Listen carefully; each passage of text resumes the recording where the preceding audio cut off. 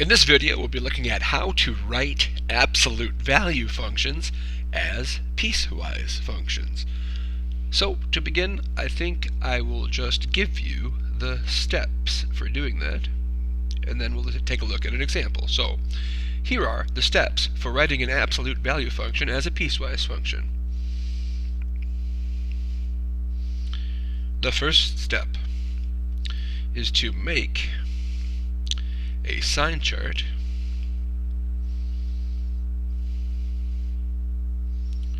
for the argument.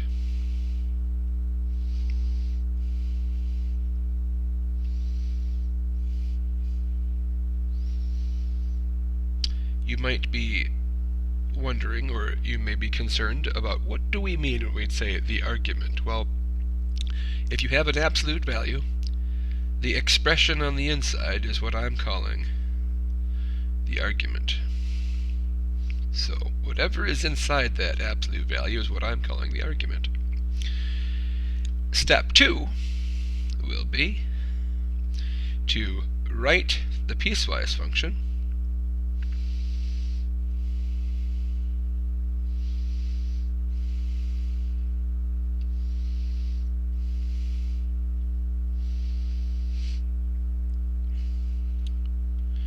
with using the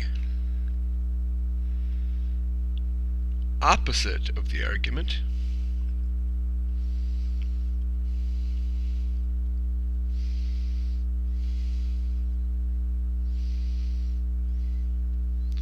in negative zones of the sign chart,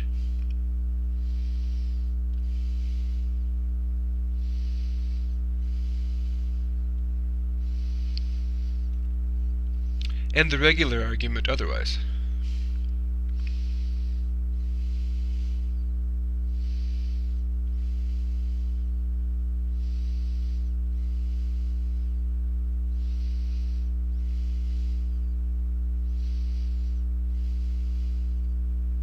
Okay, those are steps, but it will help a lot to look at a specific example. Here is a specific example.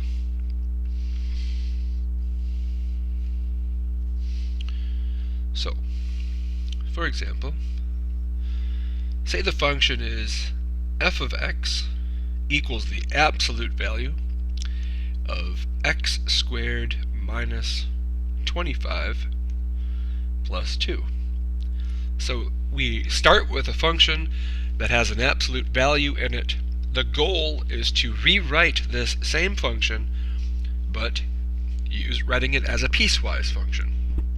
Okay, step 1. We need to make a sign chart for the argument.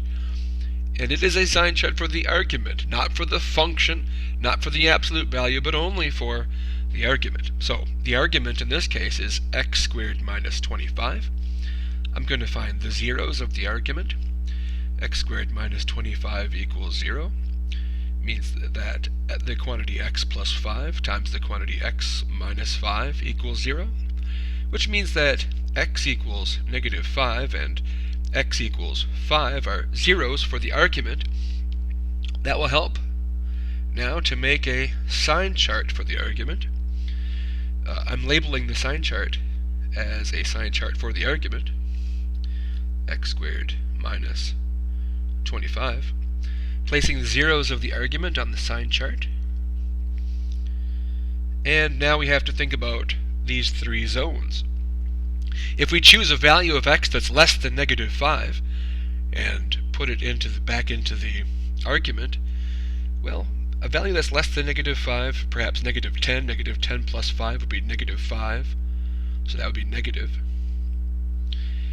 Negative 10 minus 5 would also be negative, so we would have a negative times a negative, which means that this zone is positive. Between negative 5 and 5, well, the nice value between negative 5 and 5 is 0. So if we were to plug in a 0, 0 plus 5 is 5, it's positive, and 0 minus 5 is negative. So a positive times negative makes this zone negative. If we choose a value of x that's larger than 5, we will have a positive and a positive. A positive times a positive is a positive. So we have these three zones. We have a positive zone, a negative zone in the middle, and a positive zone.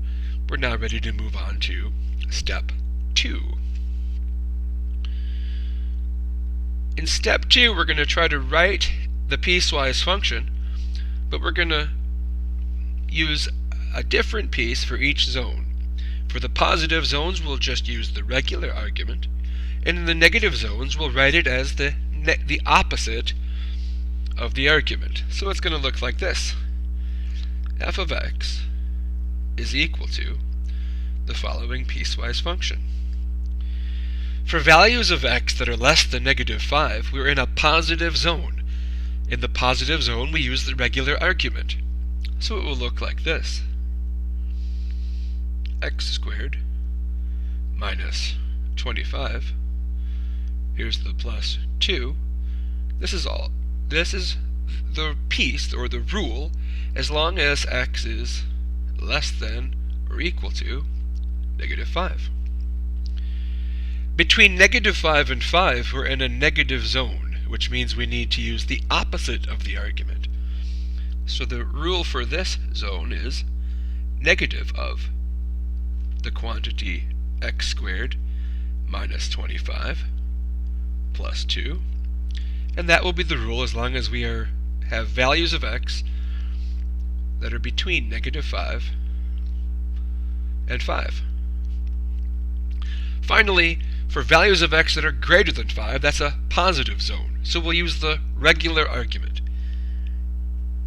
X squared minus 25 plus 2 is the rule to use as long as x is greater than or equal to 5. Of course, we can simplify what we have here, but this is good work to get us started. So just to simplify what we have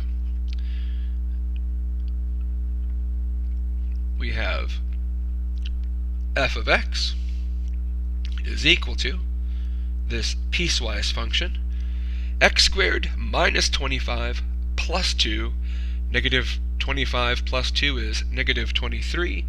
So this is x squared minus 23 for values of x that are less than or equal to -5.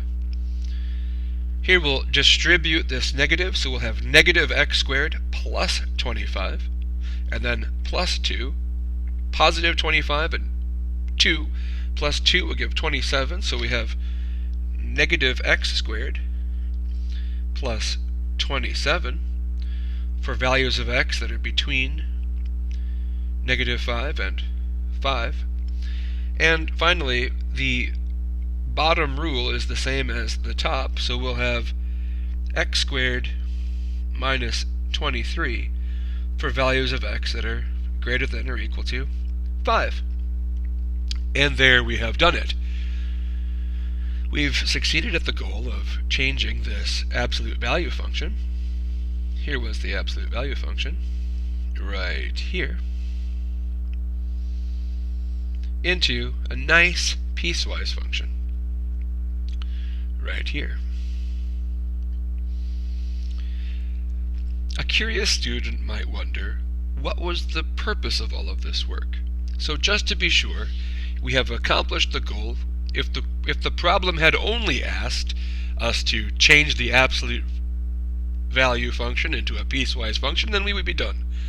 But just to show why a person may want to do this, consider if they were to ask you to find the derivative of this function.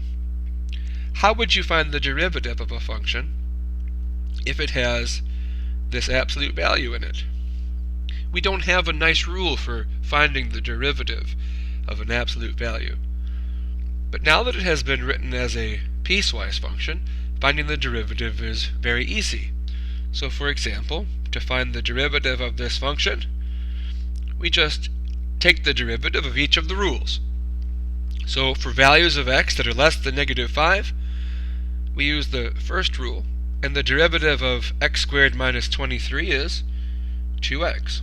So the derivative of the function is 2x when x is less than or equal to -5.